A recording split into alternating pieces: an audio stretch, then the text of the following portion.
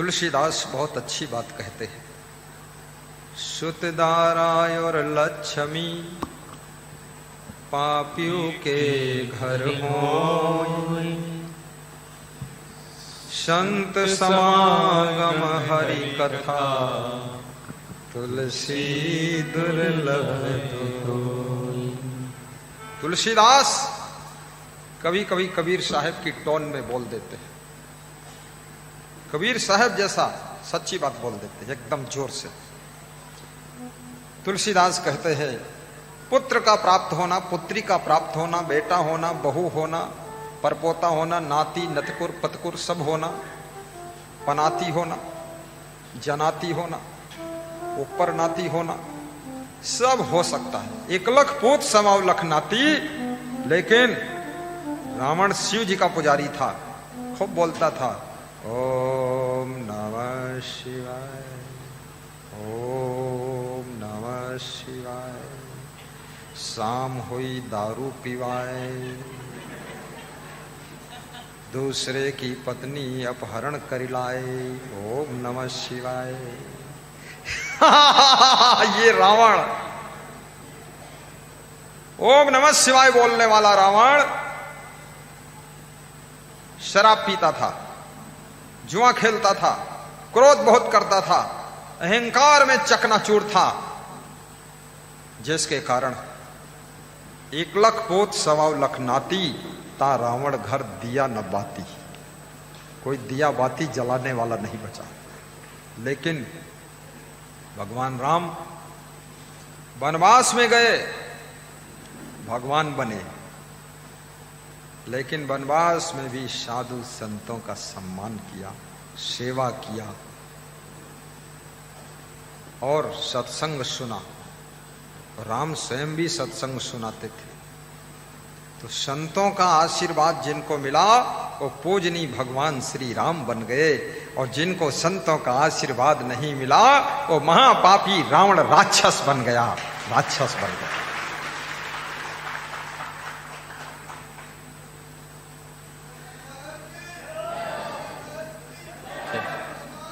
जय। कुछ लोगों के अंदर भरम भी है। 1-2 साधुओं का नाम बदनाम हुआ तो लोग सोचने लगे अरे सब साधु ऐसे ही होते हैं, वैसे बोलने लगे। या गाय लात मारिस, अब चिल्लात घूमत है, सब गाय लात मरती है। याग पत्नी कूटिस अपने पति के, अब गांव भरे में ढोल बजावत घूमत है, पत्नी भाई कूटत है, बचे रहो। फादिल बात बतलाए रहे, फादिल बात बतलाते।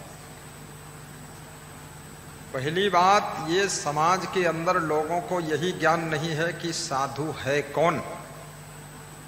जो दाढ़ी बढ़ा ले, जो जटा रखा ले, जो उल्टा पलटा कपड़ा पहन ले वो साधु, जो भभूत लगा ले वो बहुत बड़ा साधु, जो आधा नंगा घूमे वो बहुत बड़ा साधु, जो पूरा नंगा हो जाए तो महासाधु, और जो गांजा पिए वो लंबा साधु, और जो भांग घोंट पिए 2 लाते तुमरे मारे वो तो बिल्कुल मोक्ष दे दी साधु। साधु की परिभाषा ही लोगों को पता नहीं है। जो जतने ढोंग मचाओ वो बड़ा साधु, जो बताए दे हल्दी माथे में लगा दी तो 3 लोग तरजी हो, तो कहा जा रही यह चाहिए हमका, हल्दी का मिर्चा घाल लगा दो। इतना ढोंगी संसार है, आडंबरी संसार है, साधु की परिभाषा नहीं मालूम। मोड़ घोटा लिया, घोटमुंडा करा लिया तो कहते यो बहुत बड़ा साधु, देखो मोड़ घोटाए देश, और कभी जरूरत हुई हमको घोट दियो, बहुत बड़ा संत है। और महागंदा हो तो कहते हैं यो महान संत है, देखो इका तो कोई परवाह है नहीं, तो परम हंस है, यू पूरे भगवान हम लीन होगा, इका कोई सुदबुद्ध नहीं है। अरे ये है मूर्ख पक्का, सुदबुद्ध नहीं का। इसको तुम गोबर खिलाओ, अगर खा ले तो हम समझ जाइए लीन होगा, परमहंस होगा, सुदबुद्ध नहीं। जो गोबर मुंह में इसके रखो तो मुंह हटा ली।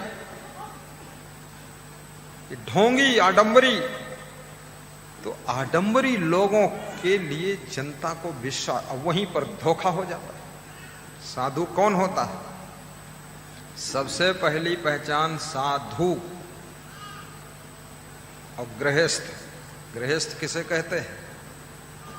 जिसकी शादी नहीं होती है किसी कारण से, उसको कहते हैं इनकी गृहस्थी नहीं बसी। यही कहते कि नहीं कहते? इनकी गृहस्थी अभी नहीं बसी। और जिसकी साधु हो गए, शादी हो गए, तो लोग कहते हैं अब ये गृहस्थ हो गए, गृहस्थी में प्रवेश कर गए, इनकी गृहस्थी बस चुकी है। तो अब साधु कौन? जो व्यक्ति ब्रह्मचारी है वो साधु है। जो संसार के माया मोह से दूर है वो साधु है। जिसके अंदर वैराग्य है वो साधु है। जो किसी प्रकार का नशा व्यसन नहीं करता वो साधु है। जिसमें कोई आदत नहीं वो साधु है। जो संतोषी है वो साधु है, सहनशील है वो साधु है, क्षमावान है वो साधु है, सद्गुण जिसमें बहुत है वो साधु है, और जिसके अंदर विवेक ज्ञान है वो साधु है, जो चरित्रवान है वो साधु है, और जिसको आत्म ज्ञान है वो साधु है।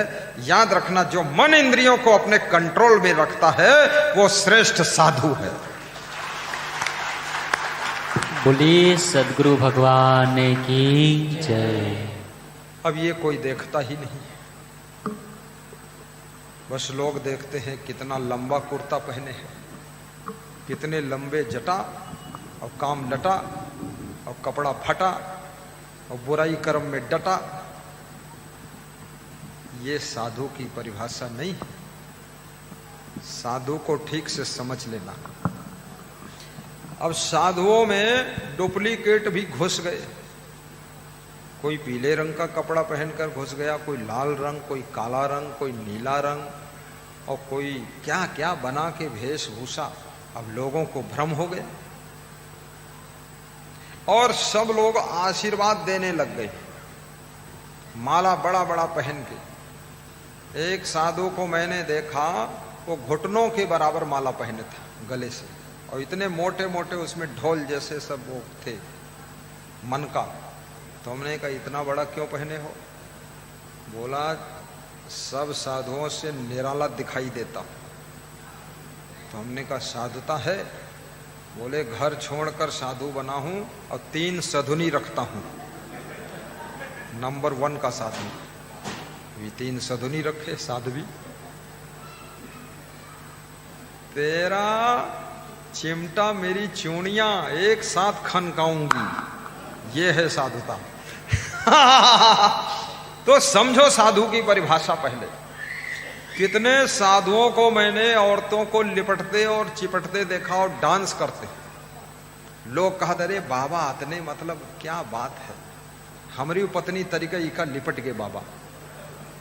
इतने मूर्ख संसार में भरे हुए। अब उसके बीच में विशाल देव जैसे वैराग्यवान संत को कौन पहचाने? क्षमादेव जैसे महान संत को कौन पहचाने? अब मुझको तो थोड़े लोग पहचान लिए कि मैं बहुत तगड़ा प्रवचन देता हूं, सब झाड़ फाड़ कर देता हूं, तो पहचान गए। नहीं तो इस नगाड़ खाने में तबला की आवाज सुने कौन? ये नगाड़ खाना है संसार। तो ये मत सोचना, साधुओं में जो सच्चे संत हैं, तुलसीदास की एक रामायण है राधे श्याम रामायण। पंडित राधे श्याम हुए हैं, उन्होंने बहुत अच्छी रामायण लिखा है। वर्षा चाहे जितनी होवे, ऊसर में अन्न नहीं होता। सोचना, ऊसर समझते हो? ऊसर में खरपतवार भी नहीं होता, अन्न की तो बात छोड़ो, घास भी नहीं पैदा होती। ऊसर, यहाँ उत्तर प्रदेश में लखनऊ जिले में लाखों एकड़ ऊसर है। ऊसर बक्सी तालाब के पास, ऊसर में बैठा है धमधूसर। तो ऊसर में कोई नहीं पैदा चीज होती, दूसर बिल्कुल पाउडर जैसी मिट्टी हो जाती है। रायबरेली में बहुत ऊसर है, उन्नाव में भारी ऊसर है, लेकिन श्रीमती इंदिरा गांधी ने शारदा नहर नाम से 5 नदियों का पानी बांध कर वहां निकाला था और पानी भर दिया 20 साल तक, तो ऊसर जमीन सुधर गई फिर। पर अभी भी ऊसर है, बहुत बड़ा ऊसर है। तो वर्षा चाहे जितनी होवे, ऊसर में अन्न नहीं होता।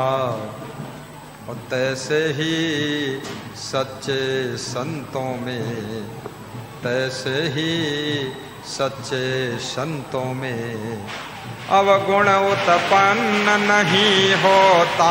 तैसे ही सच्चे संतों में अवगुण उत्पन्न नहीं होता। तैसे ही सच्चे संतों में अवगुण उत्पन्न नहीं होता। अरे कितना संत ऐसा है, उसका सोच है कोई माने चाहे न माने, कोई दक्षिणा कौड़ी भर दे चाहे न दे, लेकिन वो अपनी साधुता में अटल रहता है, इसकी परवाह नहीं करता। ये साधु जीवन तो सच्चे संत को पहचानना। और जैन मुनि ने, महावीर स्वामी ने कहा है कि जब कोई महान वैराग्यवान संत आपके गांव की गलियों में से निकलता है, महान वैराग्यवान संत आपके गांव में घर में आता है, तो याद रखना आपका गांव पवित्र हो जाता है, तीर्थ जैसा असर आ जाता है। ताली बजाइए।